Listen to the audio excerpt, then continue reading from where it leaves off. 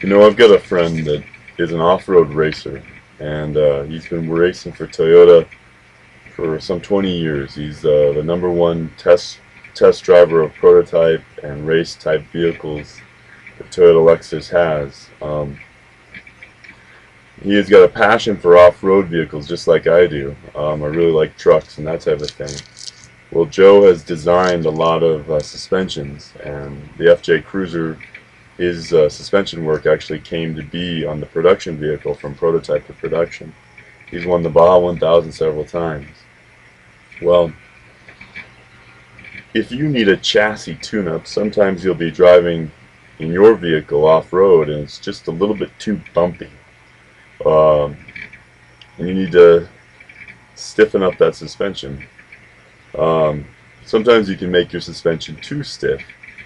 Same thing. Some of my cousins are real big into what I'd call rice burners, kind of wannabe racers that will do silly things like put a big exhaust or a gear drive timing chain setup instead of a chain or a belt. They'll use gear to gear, and that's great if you're supercharging it or really boosting your thrust so that you don't get slippage of your cams. But just as a performance enhancement, it's not so great.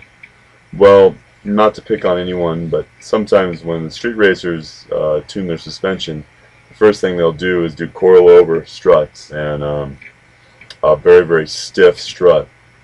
Well, that's all fine and dandy, especially if you weigh 500 pounds. You need that extra suspension. But if it's a performance street racer, the streets are very smooth, and if you get really tight suspension, you don't get wheel articulation. And so when we use jounce and rebound through a corner, and yaw and pitch when we're rolling into a corner, we need a little bit of give to maximize tire traction, to maximize the heat cycle of those tire contact patches. Well, one of the easiest and simple suspension upgrades that you can do that really is incredibly effective is changing your sway bar links. The sway bar basically keeps the body in relationship to a control arm steady, and uses one control arm versus the other to steady your body, as your car takes a left or right hand severe turn. Drifters know this trick too. Not just the sway bar links. In their case, they will actually increase the thickness of the sway bar. It used to be, you'd say, get a 28 mil sway bar because it really helped in curve handling, as opposed to changing your suspension component, particularly the strut or the coil over, made it too stiff. But life is not always a street, is it? In fact, when you leave the United States, we really get to see some rough roads. Even if you take a trip up north to Canada or down south into Mexico, you get to see that our roads are not paved so smooth as we have up here. In fact, tire manufacturers make the tires sold in the great United States some of the smoothest rolling tires out there. But these tires cannot handle the severity of Brazil or Saudi Arabia or North Africa or a number of different places. They just would tear apart even Canada. Some of the over-the-road trucks have an extra set of wheels that will drop down for their loads in Canada because the roads are just not as smooth, not as stable as our roads. Well, that's a lot like life. Sometimes we'll be going through some really nice smooth sailing, smooth roads, and you've got your suspension tuned. You're like those rice burners. You've got really taut shocks and really taut struts and coils. But you know what? The road sometimes isn't smooth. It turns rough to an off-road race like my friend Joe or I might be in. Rough roads. And that really stiff suspension just isn't going to handle it. You need to soften it up. Well, I guess what I'm getting at is sometimes our hearts break within us. And you wonder and you say, what's going on? Why am I so sad? Why is my soul so bewitched or broken within me? Well, sometimes that sadness, it's like a smooth road that's turned to a dirt road. It's really not a bad thing that you're sad. Sometimes God allows circumstances that move our hearts so that He can use our hearts. It's a common statement actually to say, are you broken? Are you broken for God? Is your life shipwrecked? Is it wrecked on the rock being Christ? I like to say, is your heart soft? I'll give you one more automotive example since it's so close to me. When we're building an off-road rock crawler or a heavy wheeled or lug tire vehicle, sometimes the gearbox will just simply snap off and we have to use a hydraulic system to compensate.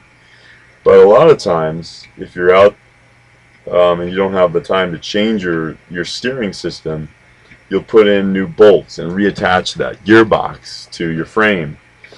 Well, if we use a tensile rating too dense, too hard on that bolt, the grade of the bolt, maybe you've heard of that or seen the marks on a metric bolt or the numbers, the marks on a SAE bolt or the numbers on a metric bolt.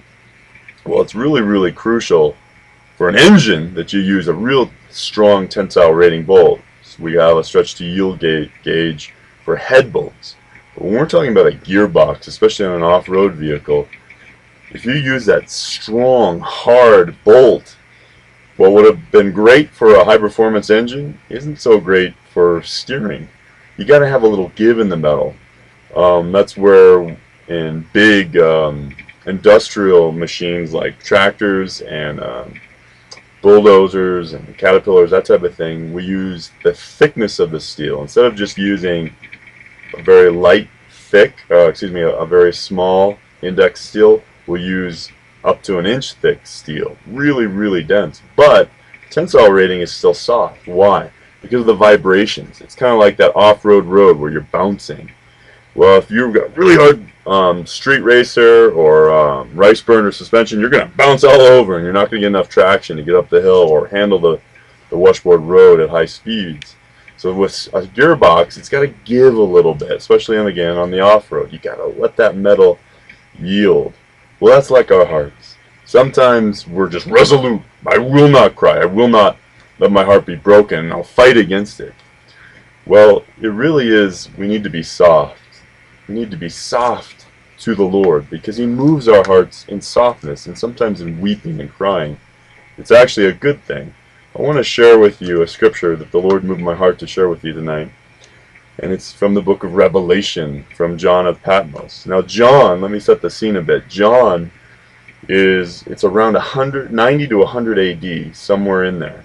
Jesus has died roughly 60 years ago, and the last apostles have died about 30 years ago, and John's all alone. He's been exiled to this Greek island for preaching Yahvah, for preaching radically to the Jews on Jesus Christ. Now, with that being said, this man has seen terrible sorrows, no doubt.